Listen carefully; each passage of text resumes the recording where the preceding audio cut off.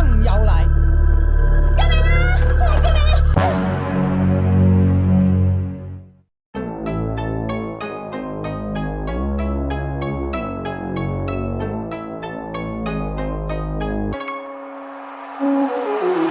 啊！Hai sahabat jomblo, apa kabarnya? Semoga kalian dalam keadaan sehat dan selalu bahagia. Pengangguran tidak dianggap dan selalu jadi bahan gunjingan, itu hal biasa.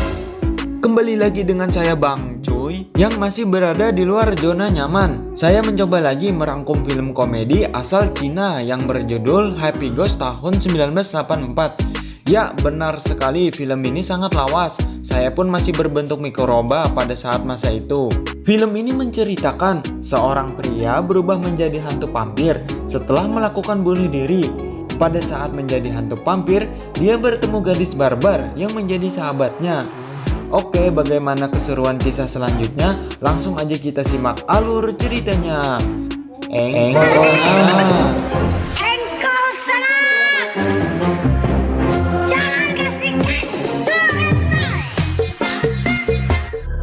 Film diawali dengan seorang pria berpakaian dinasti Qing yang akan mengakhiri hidupnya dengan cara bergantung diri di sebuah tempat kuil tua.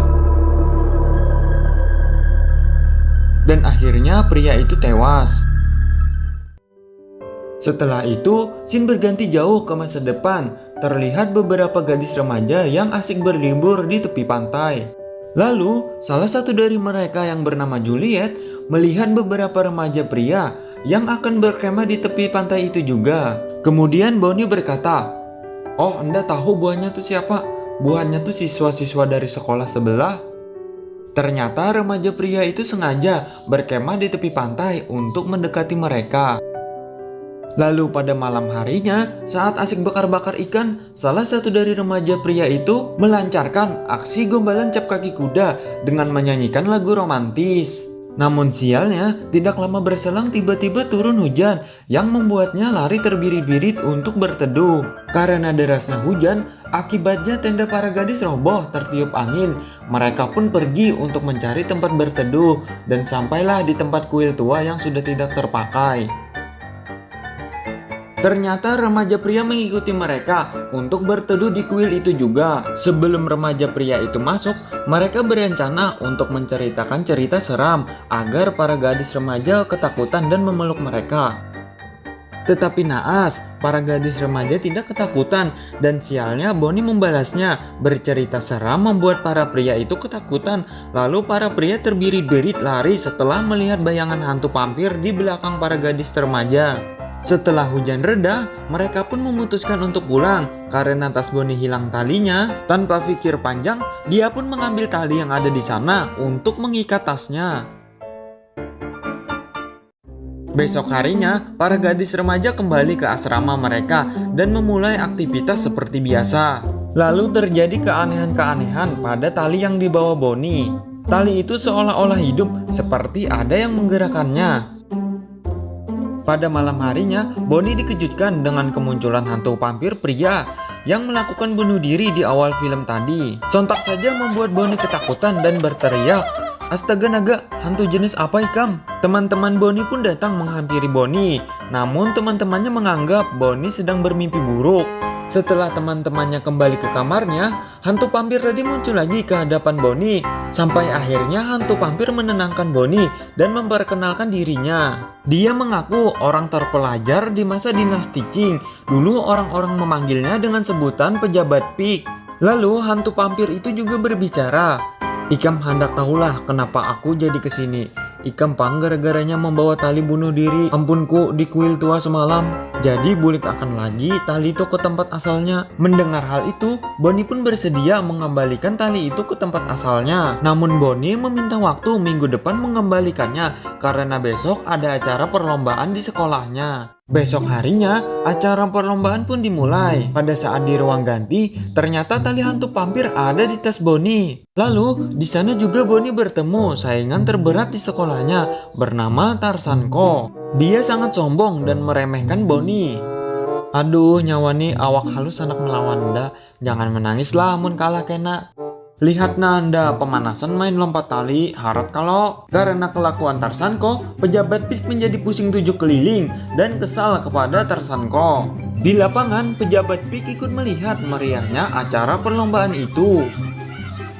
Namun sialnya, pejabat Peach salah mengambil posisi tempat duduk.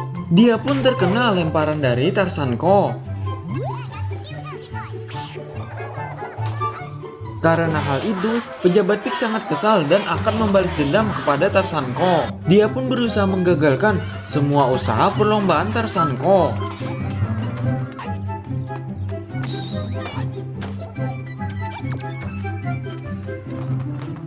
Tapi sebaliknya, dia malah membantu Bonnie memenangkan perlombaan itu.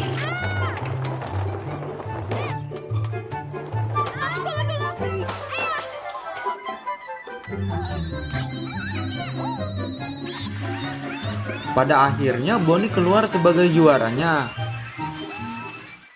Usai perlombaan, pejabat Peach menemui Bonnie di kamar mandi. Dia pun menagih janji Bonnie yang akan memulangkan talinya. Tapi karena Bonnie merasa pejabat Peach mempunyai kekuatan, Bonnie berniat memanfaatkan pejabat Peach. Dia pun mengajak pejabat Peach untuk berkenalan kepada sahabatnya yang bernama Juliet dan Venus. Awalnya pejabat Peach menolak, tapi karena diancam Bonnie akan membakar talinya, akhirnya pejabat Peach menuruti kemauan Bonnie. Singkat cerita, bertemulah pejabat Peach dengan Venus dan Juliet. Bukannya takut, mereka malah mentertawakannya. Mereka menganggap pejabat Peach adalah manusia biasa yang ingin masuk ke asrama wanita. Karena diremehkan, pejabat Peach menunjukkan keaslian hantunya. Melihat hal itu, sontak saja mereka langsung pingsan. Mendengar suara ribut di kamar Bonnie, salah satu petugas kebersihan naik ke jendela kamar Bonnie untuk mengintip. Namun sialnya, pejabat Peach malah menjahili petugas itu. Besok harinya, sekolah mengadakan acara tahunan yang mempertemukan asrama pria dan asrama wanita. Juliet banyak sekali mendapatkan kado dari siswa pria yang ada di sana karena mengajak dirinya untuk dansa bersama. Juliet bingung harus memilih yang mana. Akhirnya dibantu pejabat Peach. Dengan kekuatan pejabat Peach, dia membuka penglihatan Juliet agar bisa melihat kepribadian seseorang melalui warna lingkaran yang ada di atas kepalanya. Lalu pejabat Peach menjelaskan arti warna lingkaran sesuai warnanya.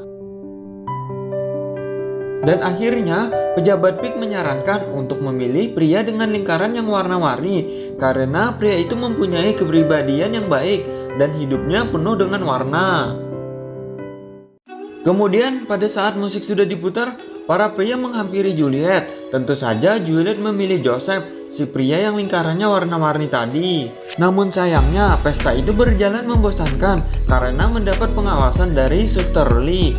Ketika muridnya mulai beradegan romantis, dia pun langsung menegurnya. Lantas Bonnie pun meminta pejabat Peach untuk melakukan sesuatu, dan pejabat Peach melakukan aksi sihir kepada Suster Lee. Dia memindahkan Suster Lee ke dalam toilet dan tertidur di sana. Sontak saja, pesta itu pun langsung berjalan meriah dan mengasihkan.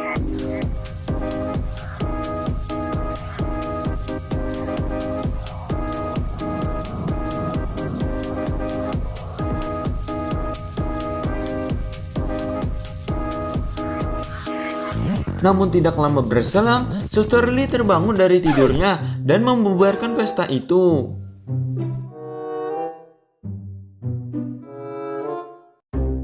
Pada malam harinya, Bonnie, Juliet, dan Venus makan mie bersama di dalam kamar.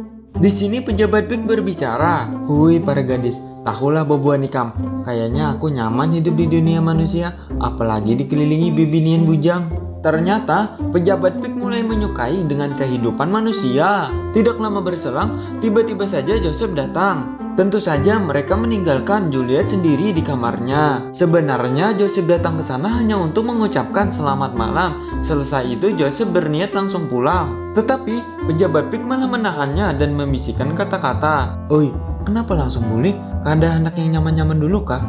Sontak saja Joseph langsung memanjat kamar Juliet. Setibanya di dalam kamar, mereka pun langsung melakukan ritual enak-enak. Besok harinya setelah melakukan cocok tanam, Joseph pun langsung berpamitan pulang karena dia harus pergi sekolah.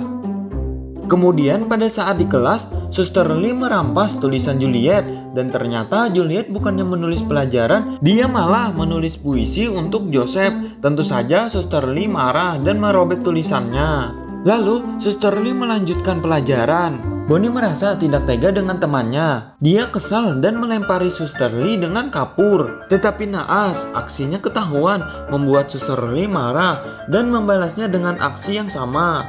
Tapi untung saja pejabat PIK membantunya. Tiba-tiba, kepala sekolah datang ke kelas itu yang mengadakan razia dadakan, kuku panjang dan rok pendek. Juliet, Venus, dan Bonnie terkena razia karena rok mereka yang terlalu pendek. Pejabat PIK tidak tinggal diam, dia pun menjahili Suster Lee dengan mengangkat roknya. Kejadian itu pun membuat Suster Lee lari terbirit-birit karena malu. Besok harinya, Bonnie memohon kepada pejabat PIK agar bersedia membantunya dalam ujian mendatang. Namun, sebagai orang terhormat dan terpelajar di masanya, pejabat PIK menolaknya. Di tempat lain, Venus pulang ke rumah. Di sana dia dinasehati kedua orang tuanya. Nak, isok ujian sekolah kalau awaslah kam kada dapat nilai terbaik di kelas kam. Abah ampehakan kam sekolah. Baik kam kawin aja sudah. Orang tua Venus menaruh harapan besar kepadanya, mengingat saudara-saudaranya orang yang berprestasi. Sementara itu Bonnie yang kesal dengan pejabat PIK, dia berniat memulangkan talinya ke kuil tua dan ingin membakarnya di sana. Tetapi di tengah perjalanan, Bonnie melihat Julia dan Joseph yang sedang bertengkar di taman. Kemudian Bonnie pun menghampirinya dan tidak sengaja mendengar pembicaraan mereka. Ternyata Juliet meminta uang kepada Joseph untuk aborsi karena Juliet positif hamil. Tetapi Joseph menolaknya dan pergi meninggalkan Juliet. Tentu saja sebagai sahabat Bonnie menenangkan Juliet, sedangkan pejabat PIK merasa kesal dengan Joseph karena merasa bersalah juga. Pejabat PIK berniat memberi pelajaran terhadap Joseph dan meminta Juliet agar tidak aborsi. Ternyata setelah meninggalkan Juliet, Joseph malah asik berpacaran dengan wanita lain. Sontak saja pejabat PIK langsung menjahili Joseph dengan membuatnya bertingkah aneh. Alhasil wanita itu pun muak dan meninggalkan Joseph. Setelah itu kaki Joseph menjadi kaku. Lalu pejabat PIK menampakkan dirinya. Bungulnya nyawani tahu di nyaman aja, imbah nyaman mencari yang lebih nyaman. Dasar kada tahu diuntung. Kemudian pejabat PIK menyuruh Joseph bersujud kepadanya meminta maaf dan bertanggung jawab kepada Juliet. Tentu saja Joseph menurutinya dan berjanji akan menikahi Juliet. Di malam harinya pejabat PIK laporan kepada Bonnie bahwa dia sudah memberi pelajaran terhadap Joseph. Kemudian Bonnie mencoba dengan cara lain agar pejabat PIK mau membantu dirinya saat ujian. Dia meremehkan kepintaran pejabat PIK karena pejabat PIK sebelumnya mengaku orang yang terpelajar. Karena merasa diremehkan, pejabat PIK mau membantunya. Besok harinya, dengan percaya diri Bonnie masuk ke kelas dengan tali gantung di pinggangnya. Tapi sialnya, pada saat ujian pejabat PIK tidak bisa menjawab soal itu. Dia bilang dia belum pernah menemukan soal ujian seperti ini. Kemudian tanpa ambil pusing, pejabat PIK kabur meninggalkan Bonnie yang lagi kebingungan. Sementara Venus yang tidak bisa mengingat materi pelajaran, dia pun mencoba mencontek buku. Namun pejabat PIK yang melihat itu, dia melarangnya. Sehingga terjadilah kegaduhan di antara mereka. Naas, hal itu diketahui Suster Lee yang menjadi pengawas di sana. Sehingga Venus pun dikeluarkan dari ruang ujian. Setelah ujian, Bonnie pun sangat marah kepada pejabat PIK. Dia bilang tidak mau lagi bertemu dengan pejabat PIK. Sementara itu, Venus yang sedih, tiba-tiba dia melihat kedatangan orang tuanya. Venus pun terlihat semakin tertekan. Juliet yang khawatir dengan keadaan Venus, dia memutuskan mengajak Bonnie untuk melihat keadaan Venus. Mereka khawatir kalau Venus melakukan hal yang nekat.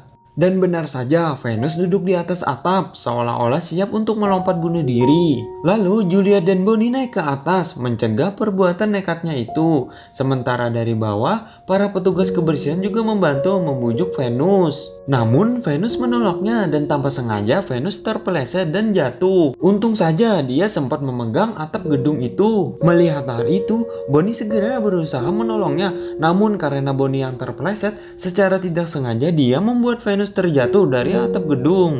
Bukannya cedera, Venus malah terbang bersama balon helium. Ternyata semua itu berkat pertolongan dari pejabat Pig. Lalu mereka pun segera menyusul ke tempat Venus mendarat. Ternyata Venus mendarat di atas menara suar. Venus bilang bahwa kematianlah yang akan mengakhiri penderitaannya. Venus tidak mau mengecewakan kedua orang tuanya, akan tetapi Venus sendiri mempunyai ingatan yang sangat buruk. Tidak berselang lama, Juliet ikut menangis juga karena dia sudah melakukan hal yang salah dengan Joseph. Namun tidak disangka-sangka, pejabat Pig malah ikut menangis. Disinilah terungkap yang sebenarnya, bahwa pejabat Pig dulunya bukan orang yang terpelajar, apalagi seorang pejabat. Dia hanyalah orang biasa yang selalu bermimpi karena sudah 10 kali dia gagal ujian negara. Sebelum ayahnya wafat, ayahnya berharap dirinya bisa lulus ujian dan menjadi pejabat negara, tapi sayangnya gagal. Tidak sampai di situ saja, istrinya yang semula setia bersamanya kini malah selingkuh dengan pria lain dan meninggalkan pejabat Pig. Ternyata semua kesedihan Juliet dan Venus pernah dialami pejabat Pig sekaligus, dan itulah alasan pejabat Pig memilih mengakhiri hidupnya. Pejabat Pig bilang bahwa bunuh diri tidak akan menyelesaikan masalah. Dia ingin reinkarnasi tapi tidak bisa, malah jiwanya terjebak di dalam tali gantungnya. Pejabat Pig berpesan agar Juliet, Bonnie, dan Venus lebih semangat lagi menjalani kehidupannya. Di lain tempat, petugas kebersihan mengadu kepada Suster Lee perihal terbangnya Venus. Mereka yakin sekolah ini ada hantunya. Sontak saja Suster Lee teringat kejadian-kejadian aneh yang menimpa dirinya. Malam harinya, sepulang dari menara suar, Bonnie, Juliet, dan Venus mendapati kepala sekolah, Suster Lee, dan para biarawati di kamarnya. Suster Lee langsung merebut tas yang dipegang Bonnie dan menduga kuat kalau tali itu menjadi tempat tinggal hantu. Lalu, Suster Lee meminta para biarawati membakar tali itu, sedangkan mereka bertiga dihukum lari keliling lapangan. Saat para biarawati membacakan ayat-ayat dan membakar talinya, tiba-tiba saja di luar turun hujan, seakan-akan menjadi pertanda bahwa pejabat Pig telah tiada. Karena merasa cemas, mereka pun nekat masuk ke asrama. Tetapi naas, pejabat Pig sudah lenyap. Dengan menangis sedih, mereka pun memasukkan abu tali itu ke dalam botol dan menulis botol itu sahabat sejati selamanya. Namun beberapa saat kemudian, mereka pun merasakan kehadiran makhluk gaib. Alangkah terkejutnya mereka, ternyata itu adalah pejabat Pig. Pejabat Pig sendiri merasa heran kenapa dirinya masih hidup. Mungkin karena dirinya hantu. Lalu pejabat Pig bilang, "Tahulah Bu Anikam, nyaman banar sekalinya jadi manusia. Manusia tuh berisi suka, duka, harapan, dan ambisi. Untuk itulah pejabat Pig memutuskan bereinkarnasi menjadi manusia lagi." Kemudian mereka bertiga membantu pejabat Pig untuk bereinkarnasi dengan cara melumuri abu tali tadi ke sebuah batang bambu. Lalu Bonnie meletakkan di tempat yang diminta pejabat Pig. Dan pejabat Pig pun pergi meninggalkan mereka. Film diakhiri dengan memperlihatkan mereka bertiga yang lebih semangat menjalani hari-hari mereka. Meski gagal ujian, Bonnie tetap semangat karena dia terpilih untuk mewakili Hong Kong di perlombaan Olimpiade Asia. Sedangkan Venus, orang tuanya memaklumi kemampuan putrinya dan orang tuanya memberikan les privat di mana dia malah menemukan kekasih hatinya. Kemudian Juliet akhirnya dinikahi oleh Joseph dan dia pun melahirkan anak laki-laki yang sangat mirip dengan pejabat Pig. Dan film pun selesai.